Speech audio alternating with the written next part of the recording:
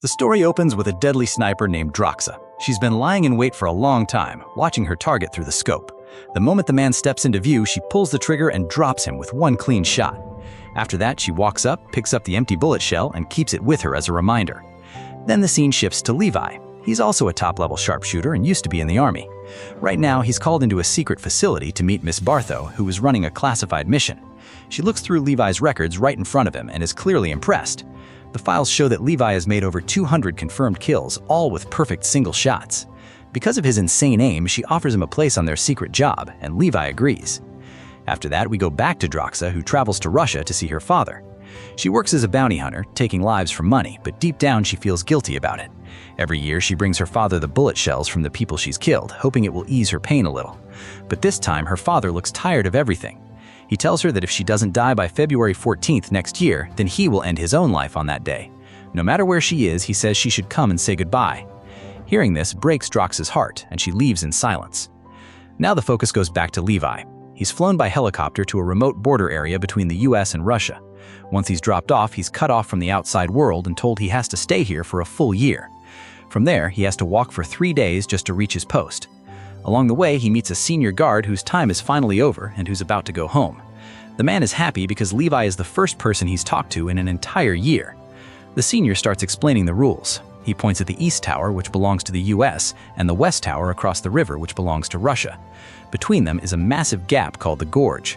Levi's job is simple but dangerous. He has to stay in his tower, reload the machine gun, fix any tracking systems that fail, and if he ever hears a siren from below, he has to run as fast as he can across a long road without stopping. Levi asks why this place needs so much security.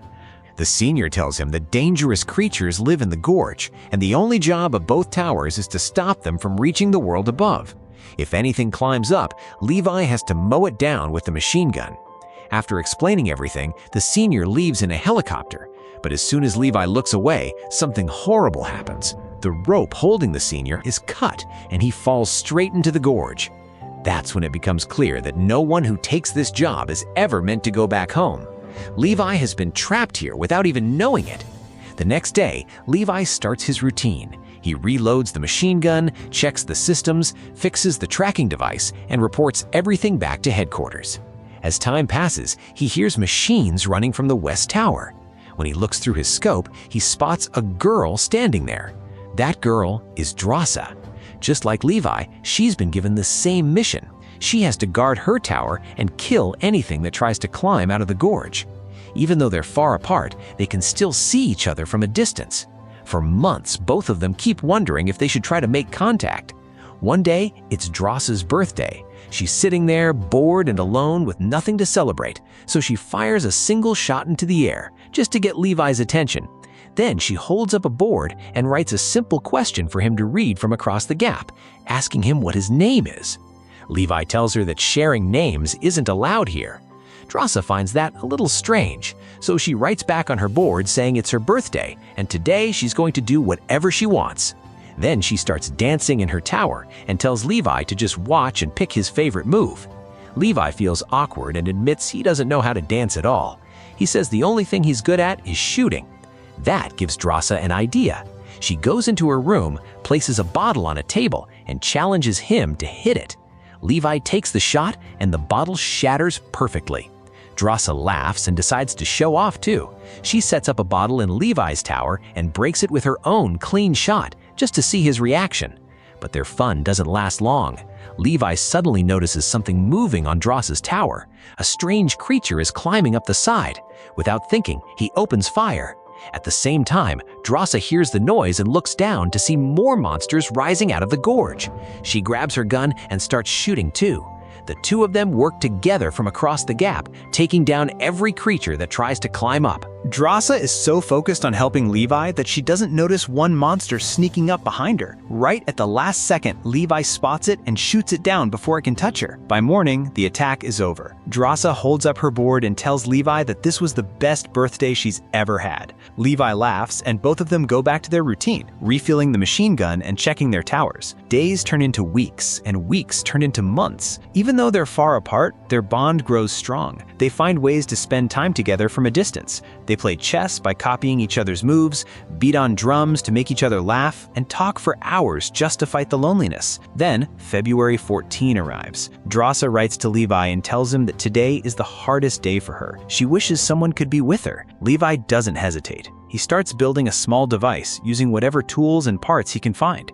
He fires a rope across to the west tower using a tiny rocket and secures it tightly on both sides. Before stepping onto the line, he writes a message for Drasa, asking how she would feel if they had dinner together tonight. Drasa can't believe what she's seeing. Levi begins his risky journey across the wire. Halfway through, gravity pulls him down and he ends up hanging, forced to drag himself the rest of the way using only his hands. It takes him hours, but he finally makes it across. Drasa is waiting for him with flowers, but Levi is exhausted and barely standing. After he washes up, the two of them finally sit down and eat together. During dinner, Drasa opens up and tells him the truth. Her father chose this day to end his life, and that's why she's been so broken inside. To cheer her up, Levi shares his own story. He talks about how his father and grandfather were both soldiers and how he followed the same path. As they talk, they start dancing, laughing, and forgetting about the world for a while. Levi ends up spending the night in her tower. The next morning, he ties himself back onto the wire to return, but something goes wrong. The rope hits a hidden mine near his tower. There's a loud explosion and the wire snaps. Levi falls straight down into the gorge. Without thinking twice, Drasa grabs a parachute and her weapons and jumps in after him. They land in water that glows with a strange yellow light. The air feels heavy and the whole place looks unreal. Levi is hanging upside down from a broken tree branch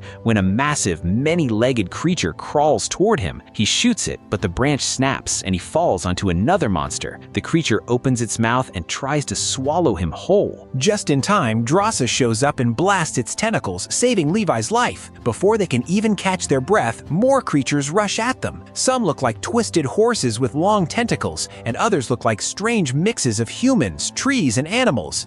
Everything here feels like it's been stitched together from different nightmares. With no way back up, they fight their way forward, shooting anything that gets in their path. Drasa realizes she lost the device that pulls them back up to the towers. That means there's only one way to go now, deeper into the gorge. As they move on, the yellow mist around them slowly turns blue. Through the fog, they spot a strange facility ahead. It looks like an old lab built by a scientist who once created a powerful bomb. Looking for shelter, they rush into an old church nearby.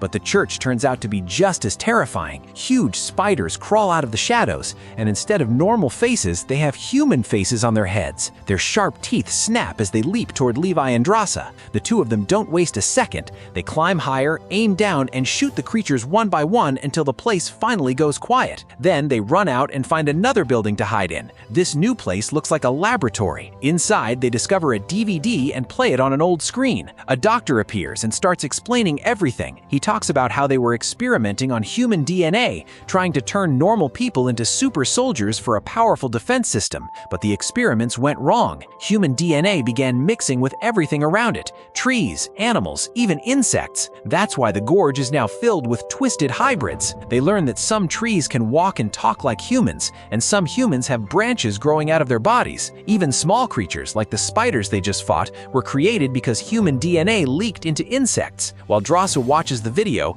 Levi digs deeper into the lab. He turns on an advanced computer and uncovers even darker secrets. There's a private company behind all of this. Not only were they creating superhumans, but they also built a powerful missile. If it ever launched, it could wipe out everything in a 4-kilometer radius. That's when it finally clicks for Levi. This is why the guards were told to run 4 kilometers when they heard a siren. It wasn't just a warning, it was an escape plan from the missile blast. Levi realizes the truth. This entire place belongs to Miss Bartho. The east and west towers weren't built to protect countries. They were built to protect her secrets. Drasa and Levi were hired to kill anything that tried to crawl out of the gorge, so the world would never find out what really happened here. As they search around, they find proof that neither the US nor the Russian government was involved. Miss Bartho ran everything through drones and machines, but some jobs still needed human hands, like fixing trackers and reloading guns. That's why Levi and Drasa were sent here. Now that they know the truth, they decide they have to escape. They start moving, but strange creatures suddenly surround them and drop their weapons bag in front of them, almost like a trap. Even so, Levi and Drasa take the risk. Without their guns, they wouldn't survive a minute down here. The moment Drasa reaches for the bag, something snaps around her legs and yanks her away into another area. The air turns red and thick red dust fills the space. Levi can tell right away,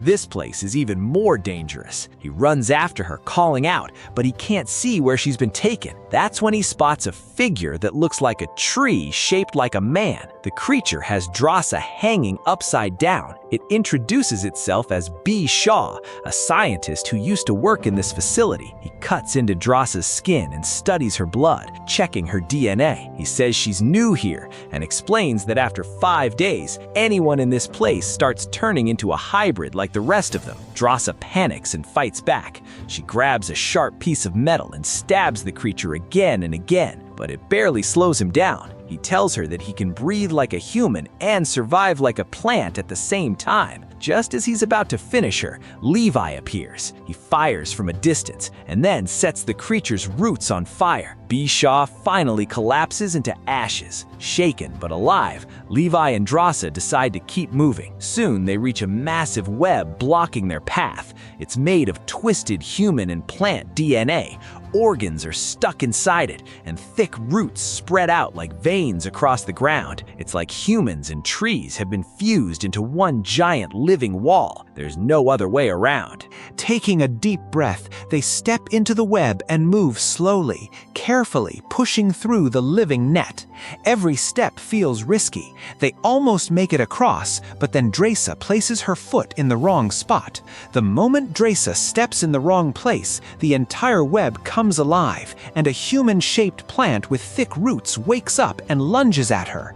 But Levi reacts fast, pulls her out of the net, and burns the creature down with his fire gun. Pushing through the red zone, they finally find a jeep waiting for them, almost like a gift, and they jump in and race through the blue zone and straight into the yellow zone, where the tree-like creatures attack again.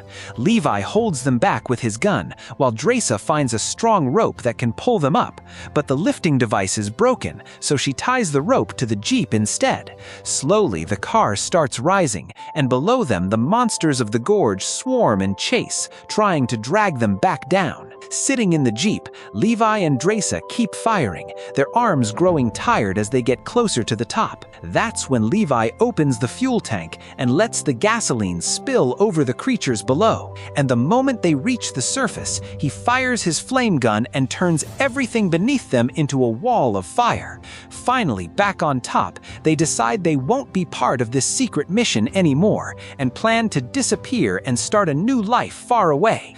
Drasa tells Levi about a hidden place in France where no one can find her, and standing in her west tower, Levi says he'll go back to the east tower, plant a time bomb, and activate the missile to destroy the gorge and end the experiments forever. When he reaches his tower, Ms. Bartho contacts him and asks if he went down into the gorge, and Levi lies, but she quickly realizes the truth and decides that both he and Drasa can't be allowed to leave alive. The next day, as they prepare their escape and tie the wire, a helicopter arrives, and Ms. Bartho shows up in person, and Levi knows she's come to kill him, so he runs as drones and helicopters chase him from every direction. Slowing down, he takes the biggest shot of his life and fires at the device connected to the missile system, and seconds later the gorge below erupts in fire and light as the missile explodes. Drasa runs as far as she can, but Levi isn't as lucky and the blast catches him,